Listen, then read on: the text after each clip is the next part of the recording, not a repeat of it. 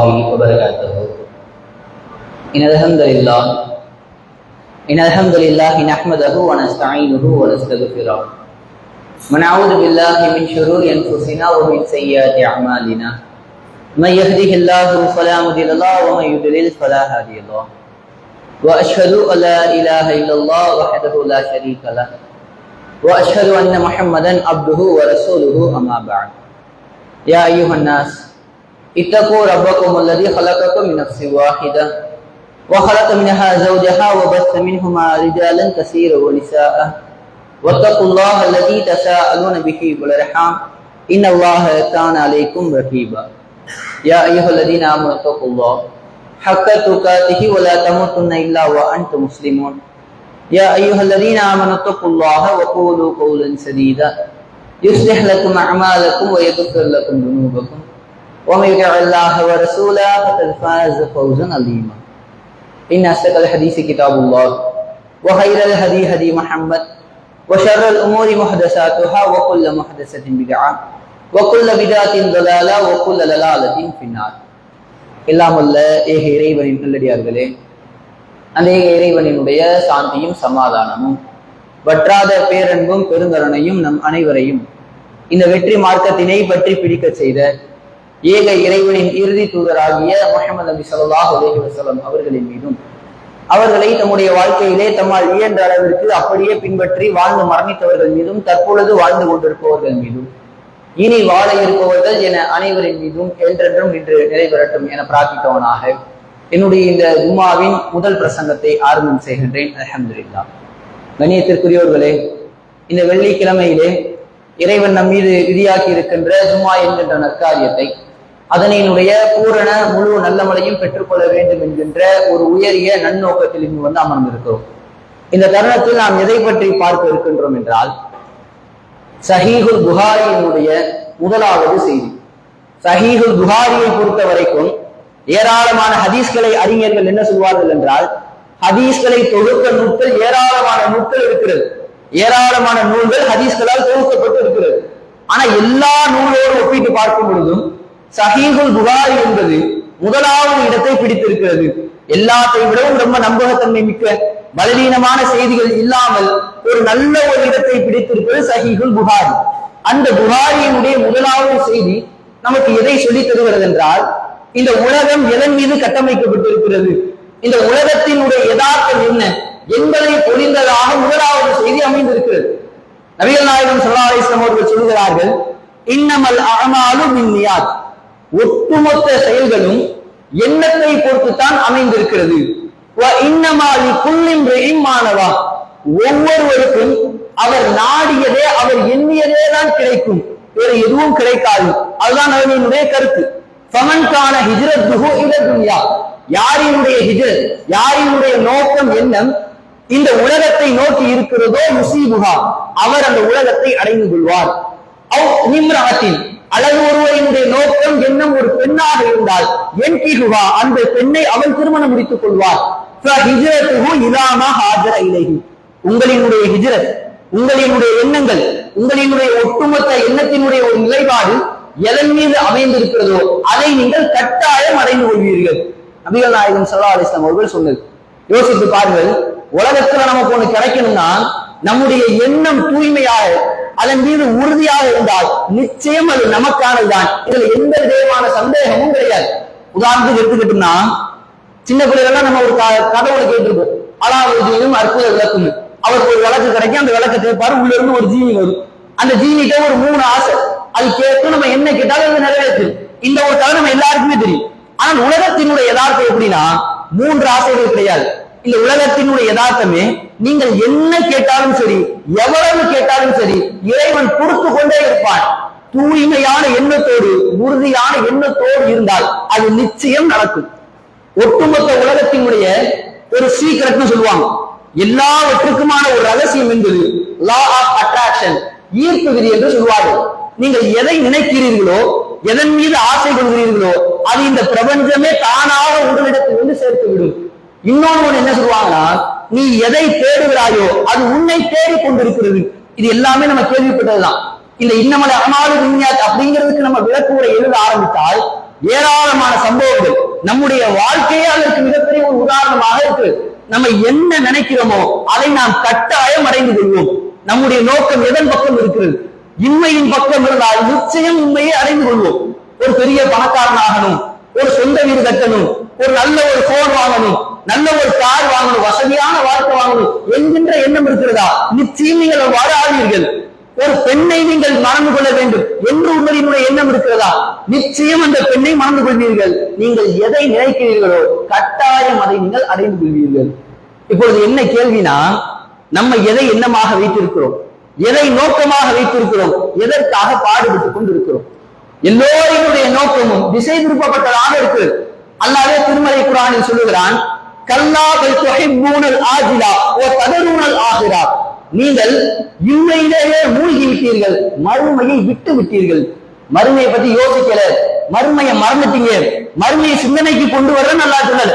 அல்லாஹ் சொல்ற வாசகத்தை பாருங்க, ஒரு ததரூனல் ஆகிரா. மறுமையை விட்டுட்டீங்க, ஒரு பொருட்டா கூட ஒரு எண்ணத்துல கூட அது இல்லை. மறுமை என்பது எண்ணத்தில் கூட இல்லாத அளவிற்கு பல மனிதர்களினுடைய மனநிலை இன்றைக்கு இருக்கு. ஏராளமான சஹாபாக்களினுடைய வரலாறு எடுத்து பார்த்தோம்னா ஆச்சரியமாக இருக்கிறது. அவர்களினுடைய எண்ணம், அவங்க எதை எண்ணினார்களோ அதுவாகவே ஆகியிருக்கிறார்கள். உதாரணத்திற்கு எடுத்துக்கொண்டால் ஒரு கிராமவாசி, பொதுவா எல்லாருக்குமே நம்ம எல்லாருக்குமே தெரிஞ்ச யதார்த்தம் என்ன தெரியுமா? மரணத்தை யாராலுமே கணிக்க முடியாது. நம்முடைய மரணம் எப்படி நிகழும்னு நமக்கு தெரியுமா? எந்த இடத்துல நம்ம மரணிப்போம் நமக்கு தெரியுமா? எதுவும் தெரியாது. எந்த டேட்ல மரணிப்போம் தெரியுமா? அதுவும் தெரியாது. என்னைக்கு மரணிப்போன்னு தெரியாது, எந்த இடத்துல மரணிப்போன்னு தெரியாது, எப்படி நம்முடைய மரணம் அமைந்திருக்கும் என்று தெரியாது. ஆனால் இந்த சம்பவத்தை பாருங்கள், அல்லாஹ் திருமறையில் சொல்வதுதான், லா தத்ரி நஃப்ஸுன் பி ஐயி அர்தின் தமூத். எந்த இடத்தில் ஒரு ஆன்மா மரணிக்கும் என்பதை யாரும் அறிய மாட்டார்கள். நம்ம எங்க மரணிப்போம் நமக்கு தெரியாது. ஆனால் இந்த ஹதீஸினுடைய சாராம்சத்தை பாருங்கள், எண்ணங்கள் எப்படி பிரதிபலிக்கிறது என்பதற்காக ஒரு மிகப்பெரிய ஒரு சான்று. நபிகள் நாயகம் ஸல்லல்லாஹு அலைஹி வஸல்லம் அவர்களிடத்தில் ஜாஅ ரஜுலுன் மினல் அஅராபி இலன் நபி ஸல்லல்லாஹு அலைஹி வஸல்லம், நபிகள் நாயகம் ஸல்லல்லாஹு அலைஹி வஸல்லம் அவர்களிடத்தில் ஒரு கிராமவாசி ஒருவர் வருகிறார். வந்து ஃபஆமன பிஹி வத்தபாஹு, நபிகள் நாயகம் ஸல்லல்லாஹு அலைஹி வஸல்லம் அவர்களை நம்பிக்கை கொண்டு அவர்களினுடைய கரத்தை நீட்ட சொல்லி கரத்தை பிடித்து பையத் செய்து கொள்கிறார். நான் இஸ்லாத்தை ஏற்றுக்கொள்கிறேன் என்றெல்லாம் பையத் செய்து கொள்கிறார். இவர் இஸ்லாத்தை ஏற்றுக்கொண்ட ஒரு சில நாட்களுக்கு பின்பாக ஒரு போர் ஒன்று நடைபெறுகிறது. இந்த கிராமவாசிக்கு ஒரு ஆசை, நம்ம இந்த போர்ல கலந்துக்கணும். நேரா நபிகள் நாயகம் ஸல்லல்லாஹு அலைஹி வஸல்லம் அவங்கள்ட்ட வந்து கேட்கிறாங்க, அல்லாஹ்வின் தூதரே, நான் இந்த போர்க்களத்தில் கொண்டிருக்கிறேன், நானும் கலந்துக்கிறேன். ரசூலுல்லாஹ் வேணான்னு சொல்றாங்க. நீங்க இப்பதான் புதுமையாக இஸ்லாத்துக்குள்ள வந்திருக்கீங்க, எதற்கு வந்த உடனே போர்க்களம்லாம், இந்த காலகட்டத்திற்கு நீங்கள் போர்க்களத்தில் கலந்து கொள்ள வேண்டாம் என்று ஒரு அறிவுரை சொல்கிறார்கள். ஆனா அந்த கிராமவாசி உறுதியா இருக்கிறார். இல்ல ரசூலுல்லாஹ், நான் கட்டாயமா இந்த போர்ல பங்கெடுக்கணும். சரி, போர்ல பங்கெடுக்கணுமா? இந்த போரில் வாகன பாதுகாவலராக நீங்கள் இருங்க. களத்துல இறங்கி எதிரிகளை சந்தித்து வாழேந்தி போர் செய்ய வேண்டாம், எதிரிகளோடு நேருக்கு நேராக நிற்க வேண்டாம், போர்க்களத்துல பங்கெடுக்கணும், அவ்வளவுதானே. வாகன பாதுகாவலராக இருங்கள். எல்லா மக்களும் போருக்கு போனோன்னு வேறு சில கூட்டம் வந்து வாகனத்தை திருடிட்டு போயிடக்கூடாது, அதனால நீங்கள் வாகன பாதுகாவலராக இருங்கள் என்று சொல்லி ஒரு பொறுப்பை கொடுக்கிறார்கள். இவரும் வாகன பாதுகாவலராக இருக்கிறார். அந்த போர்க்களம் நடந்து முடிகிறது. இவர் கிராமத்துக்கு போயிடுறார். அந்த போர்க்களம் நடந்து முடிஞ்சோட போர்க்களத்தில் கிடைத்த ஏராளமான கனிமத்து பொருட்கள், இந்த பொருட்களை ரசூலுல்லாஹ் பங்கு வைக்கிறாங்க. அப்படி பங்கு வச்சு கொடுக்கும் பொழுது ஒரு சில தோழர்கள்ட்ட இந்த பங்கை எடுத்துட்டு போய் அந்த கிராமவாசி கொடுத்துருங்க, ஒருத்தர் நின்று நம்முடைய வாகனத்தெல்லாம் பாதுகாத்தாருல அவர்கிட்ட கொண்டு போய் கொடுத்துருங்கன்னு நம்முடைய ஒரு சில தோழர்கள்ட்ட கொடுத்து அனுப்புறாங்க. இந்த நபி தோழர்கள் என்ன பண்றாங்கன்னா அந்த கனிமத்து பொருட்களை வாங்கி கொண்டு நேரா அந்த கிராமவாசி இடத்தில் வருகிறார்கள். வந்து இவர்கள் கனிமத்து பொருட்களை நீட்டுகிறார்கள். அவர் வாங்கிடுறாரு. வாங்கிட்டு இது என்னன்னு கேட்கிறாரு. அதற்கான நபி தோழர்கள் சொல்றாங்க, உங்களினுடைய பங்கு போற யாரெல்லாம் நடந்துகிட்டோமோ எல்லாருக்குமே ரசூலுல்லாஹ் கனிமத்து கொடுப்பாங்க, அந்த மாதிரி உங்களுக்கு வழங்கப்பட்ட பங்குதான் இந்த கனிமத்து பொருட்கள் என்று சொல்லுகிறார்கள். இவர் வாங்கிடுறாரு. அந்த சஹாபாக்கள் எதுவும் பேசல. கனிமத்து பொருளை வாங்கிட்டு நேரா நபிகள் நாயகம் ஸல்லல்லாஹு அலைஹி வஸல்லம் அவர்களிடத்தில் வருகிறார்கள். வந்துவிட்டு ரசூலுல்லாஹ்வுக்கு முன்னிலையில் அந்த கனிமத்து பொருட்களை வைத்து விட்டு கேட்கிறார், யா ரசூலல்லாஹ் மா ஹாதா, இது என்ன ரசூலுல்லாஹ் என்று கேட்கிறார். அப்பொழுது ரசூலுல்லாஹ் சொல்றாங்க, ஹாதா கிஸ்மத்துன் லக், உனக்குரிய பங்குப்பா, நீ வந்து எங்களோட இருந்து போர் செஞ்ச, எல்லாருக்கும் கனிமத்து கிடைச்சிச்சு, எல்லாருக்கும் பிரிச்சு கொடுக்கணும், உனக்கான பங்கை நான் உனக்கு பிரித்து கொடுத்திருக்கிறேன். அப்பொழுது அவர் சொல்வதை பாருங்கள், அவரினுடைய ஆசை, அவரினுடைய எண்ணம், எதன் மீது அவர் ஆர்வம் கொண்டிருக்கிறார் என்பதற்கு அவரினுடைய வாசகமே சாட்சி. மா அலா ஹாதா இத்தபஅத்துக யா ரசூலுல்லாஹ், அல்லாஹ்வின் தூதரே, இதுக்காக நான் உங்கள்ட்ட பையத் செய்யல. நான் முன்னாடி ஒரு தடவை வந்தேன், உங்கள்ட்ட கையை நீட்டுங்க பையத் செய்தேன், பையத் செய்தேன். அந்த பையத்தினுடைய நோக்கம் இந்த கனிமத்து பொருட்களோ உலக ஆதாயமோ செல்வமோ கிடையாது. இதன் மீது நான் உங்களிடத்தில் பையத் செய்யவில்லை. ஒலாக்கின் இத்தவாத்துக்கள், இதுக்காக நான் உங்களை பையத் செய்யறது தெரியுமா? அலா அன் உம்மா ஹாகுனா, தம்முடைய தொண்டை குழியை சுட்டி காட்டுகிறார். இதோ என்னுடைய இந்த தொண்டை குழி, இந்த இடத்தில் எதிரிகளினுடைய அம்பு வைந்து பாய்ச்சப்பட்டு அலா அன் உம்மா ஹாகுனா பிசஹமின், ஒரு அம்பு வந்து என்னுடைய இந்த தொண்டை குழியில் பாய்ந்து அந்த இடத்திலேயே நான் மரணித்து அந்த நிமிடமே நான் சொர்க்கத்திற்குள் பிரவேசிக்க வேண்டும். இதுக்காகத்தான் நான் உங்கள்கிட்ட பையத் செய்தேன். எப்பேற்பட்ட வாசகம் பாருங்கள். ஒருத்தர் இஸ்லாத்தை ஏத்துக்கிறாரு. இன்றைக்கு பல மக்கள் இஸ்லாத்தை ஏத்துக்கிட்டு நான் முஸ்லீமா தானே இருக்கிறேன், எனக்கு ஏன் பறக்கத்து வர மாட்டேங்குது, நான் முஸ்லீமா தானே இருக்கிறேன், நான் ஏன் பணக்காரன் ஆக மாட்டேங்கிறேன், எனக்கு சோதனையா வந்துகிட்டு இருக்கு என்று புலம்பக்கூடிய சூழலை பார்க்கிறோம்.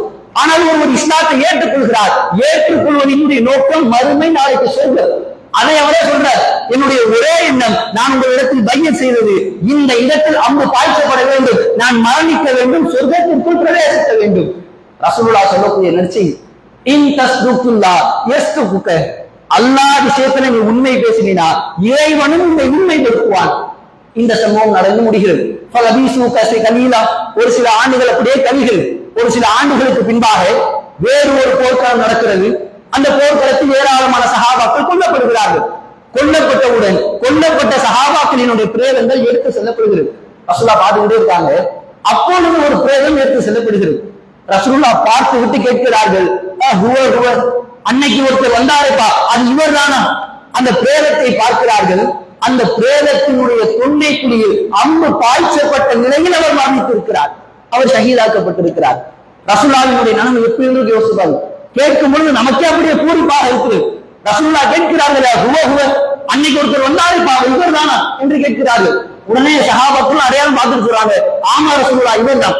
பார்த்தவுடன் அதே மாத்திரத்தில் நபிகள் நாயகம் ஸல்லல்லாஹு அலைஹி வஸல்லம் அவர்கள் கையேந்தி இறைவனிடத்தில் சொல்கிறார்கள், அல்லாஹும்ம ஹாதா அப்துக, இறைவா இதோ இவர் உன்னுடைய அடியார், இவர் உன்னுடைய அடியார். ஹரஜ முஹாஜிரன் ஃபீ ஸபீலில்லாஹ், ஹிஜ்ரத் செய்தவராக இவர் புறப்பட்டு வந்தார். ஃபகுதில ஷஹீதா, இந்த இடத்தில் ஷஹீதாக்கப்பட்டிருக்கிறார். வ அன ஷஹீதுன் தாலிக, இதற்கு நானே சாட்சி. இறைவனிடத்தில் கையேந்தி சொல்கிறார். ஒரு மனிதர், அவரினுடைய எண்ணம், அவரினுடைய ஒட்டுமொத்த சிந்தனையும் மறுமையை நோக்கியதாக இருந்தது. அதோடு இல்லை தான் ஷஹீதாக்கப்பட வேண்டும் என்கின்ற எண்ணம், அதோடு இல்லை எப்படி ஷஹீதாக்கப்பட வேண்டும் என்று ஆசைப்பட்டிருந்தார். அதை இறைவன் அப்படியே நிகழ்த்தி காட்டினான். எண்ணங்கள் தான் நம்முடைய வாழ்க்கையில் பிரதிபலனை ஏற்படுத்தி கொண்டிருக்கிறது. இதே போன்ற இன்னொரு சம்பவம், உஹது போர்க்களம் நடந்து கொண்டிருக்கிறது. உஹது போர்க்களத்திற்கான அறிவிப்பெல்லாம் செய்யப்பட்டு விட்டது.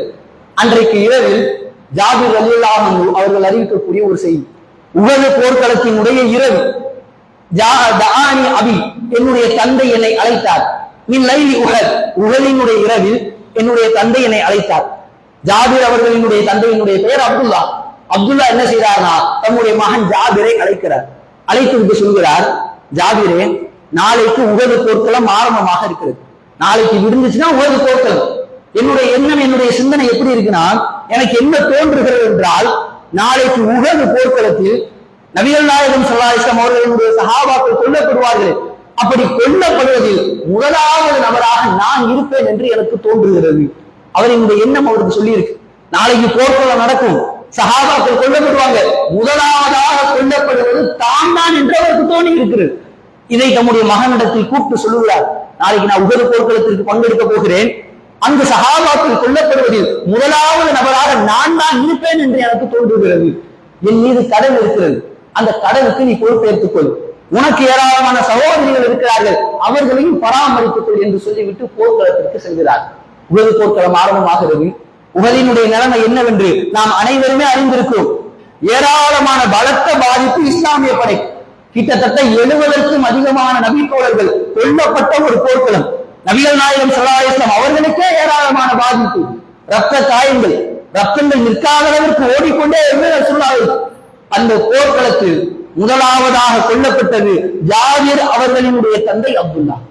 அவரினுடைய எண்ணம் சொன்னது அதே எண்ணம் மறுநாள் உஹது போர்க்களத்தில் பிரதிபலித்தது.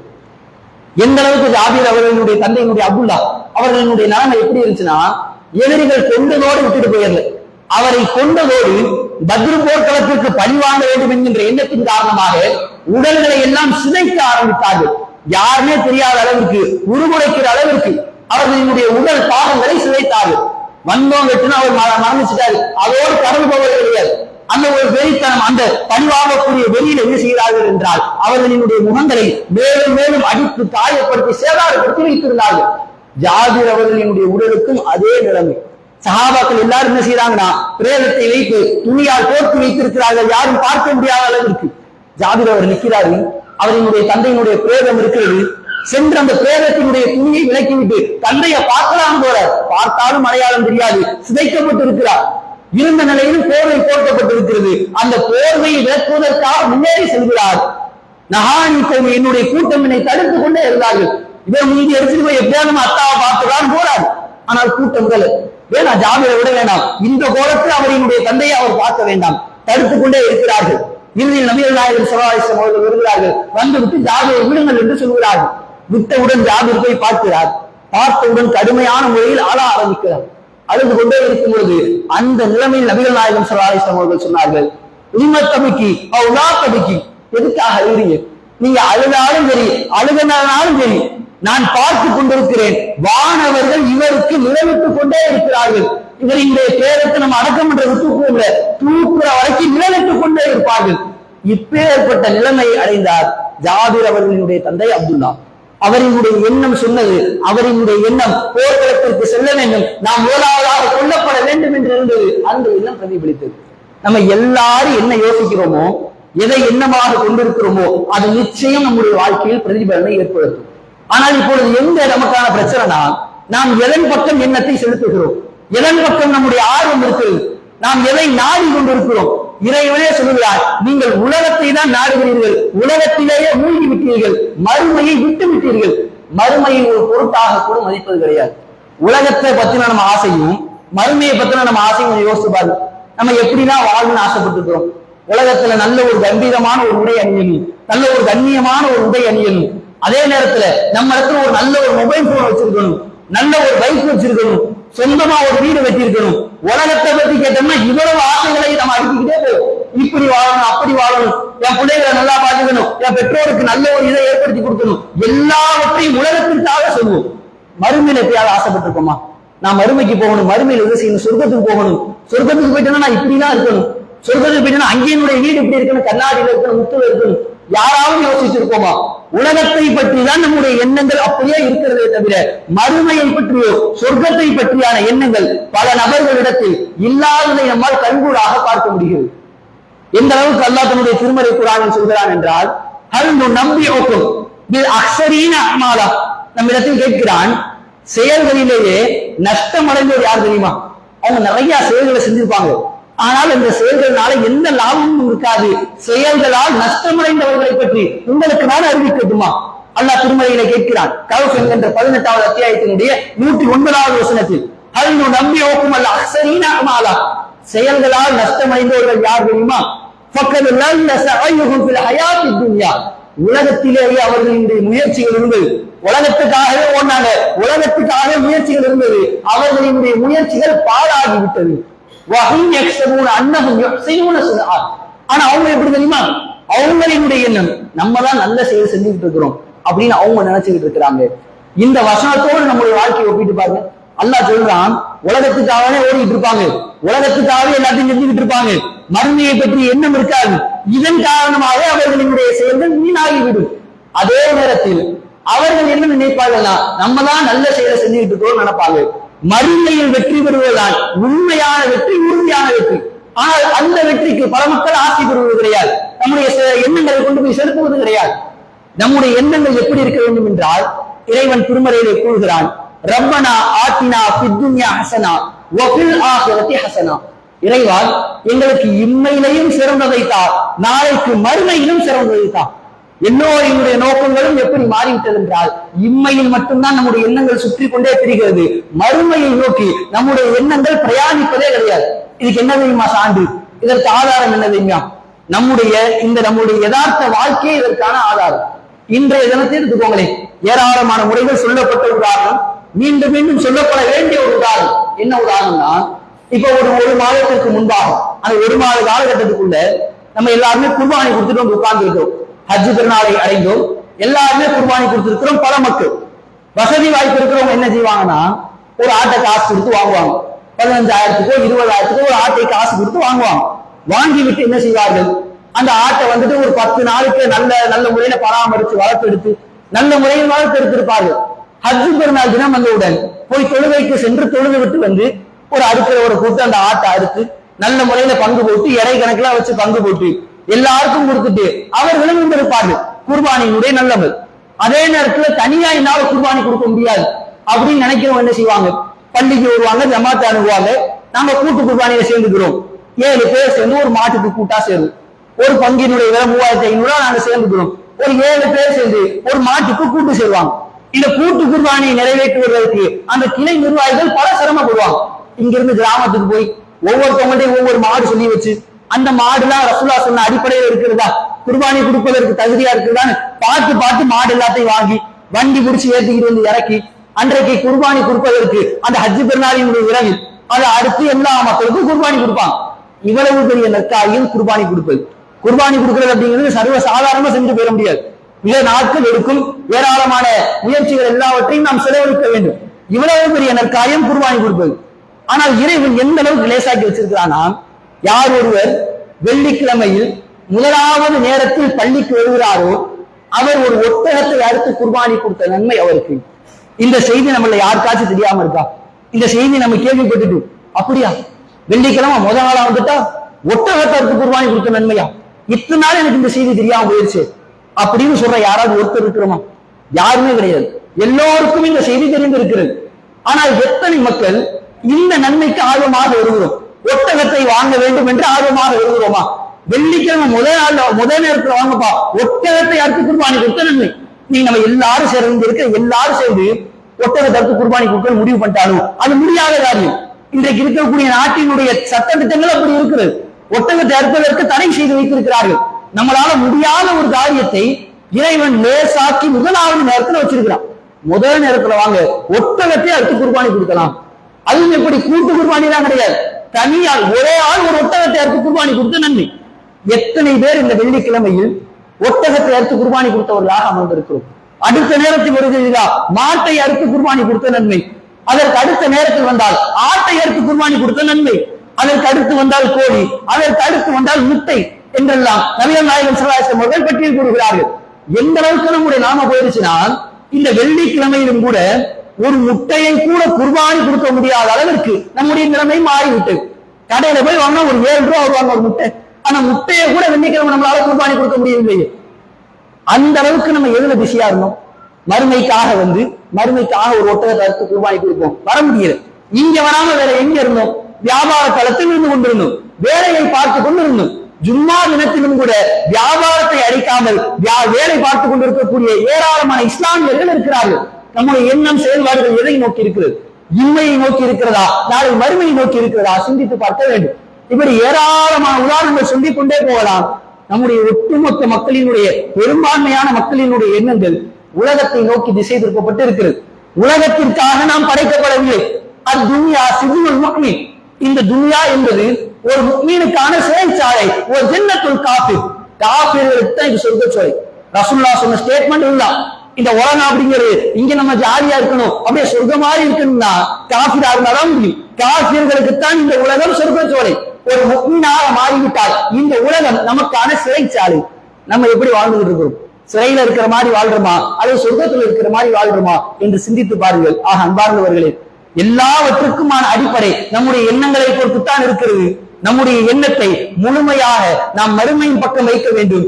இம்மையையும் மறுமையையும் சேர்த்து வெற்றி கொள்ளக்கூடிய நன்மக்களாக ரஹ்மான் நம்மில் ஒவ்வொருவரையும் ஆக்கி அருள் புரிய வேண்டும் என்று பிரார்த்தித்தவனாக என்னுடைய முதலாவது உரையை நிறைவு செய்கிறேன். வாஹிர் தஅவானா அல்ஹம்துலில்லாஹி ரப்பில் ஆலமீன்.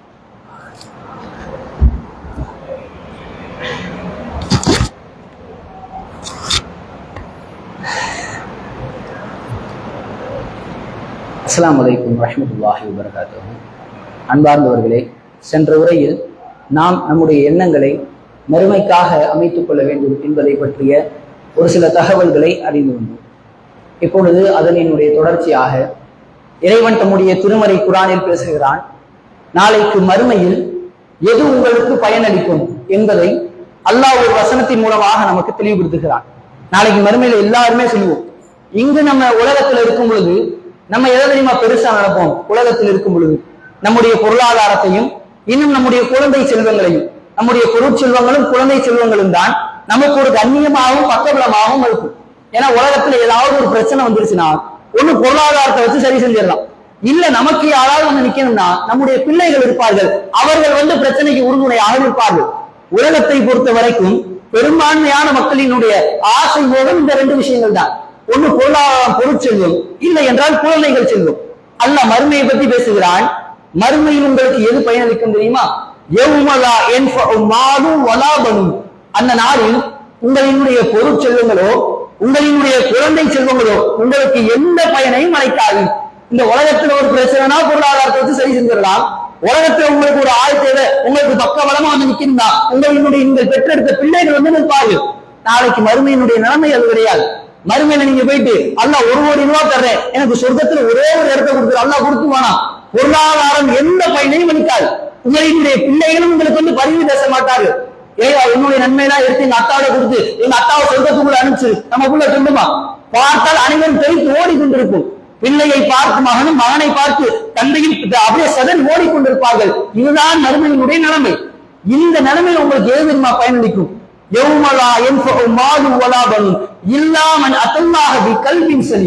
அந்த நாளில் உங்களினுடைய பொருளாதாரம் உங்களுக்கு பயனளிக்காது, உங்களினுடைய குழந்தை செல்வங்கள் உங்களுக்கு பயனளிக்க மாட்டார்கள். தூய்மையான உள்ளத்தோடு யார் இறைவனுக்கு வருகிறார்களோ அவர்கள் தான் வெற்றி பெறுவார்கள். அல்லாஹ் மறுமையிலும் எதை பார்க்கிறான் என்றால் தூய்மையான சுத்தமான எண்ணங்களை கொண்ட உள்ளத்தை தான் அல்லாஹ் பார்க்கிறான். இன்றைக்கு எத்தனை பேருக்கு அப்படிப்பட்ட உள்ளம் இருக்கு யோசிச்சு பாருங்க. இன்றைக்கு நம்ம திரும்பி யாராவது ஒருத்தரை பார்த்தாலே அவரை பற்றின நல்ல விஷயங்கள் நமக்கு ஞாபகம் வருகிறதா, அல்லது அவரை பற்றிய தவறான விஷயங்கள் ஞாபகம் வருகிறதா? நம்முடைய எண்ணத்தை நாம் தூய்மையாக வைத்திருக்கிறோமா? உள்ளத்தை நாம் தூய்மையாக வைத்திருக்கிறோமா? யாரை பார்த்தாலும் தவறான எண்ணங்கள். ஒருத்தரை பார்த்தா அவர்லாம் தெரிய கிடையாது, இவர் அன்னைக்கு என்ன பண்ணாரு தெரியுமா, இவர் எப்படிப்பட்டவர் தெரியுமா, இப்படித்தானே நம்முடைய உள்ளம் சொல்லிக் கொண்டிருக்கு. தூய்மையான உள்ளத்தை யார் வைத்திருக்கிறோம்? தூய்மையான உள்ளத்தோடு அல்லாஹ்விடத்தில் சென்றால்தான் வெற்றி என்று இறைவன் பேசுகிறார். அந்த தூய்மையான உள்ளம் எத்தனை நபர்களிடத்தில் இருக்கு? ரசூலுல்லாஹ் சொன்னாங்க, உள்ளத்தை பற்றி பேசிக்கிட்டே இருக்கிறோமே, உள்ளம் எந்த அளவுக்கு முக்கியம் என்றால் இன்னஃபில் ஜஸதி முழுகா, மனிதனுடைய உடலில் ஒரே ஒரு பாகம் இருக்கிறது, ஒரு உறுப்பு இருக்கிறது.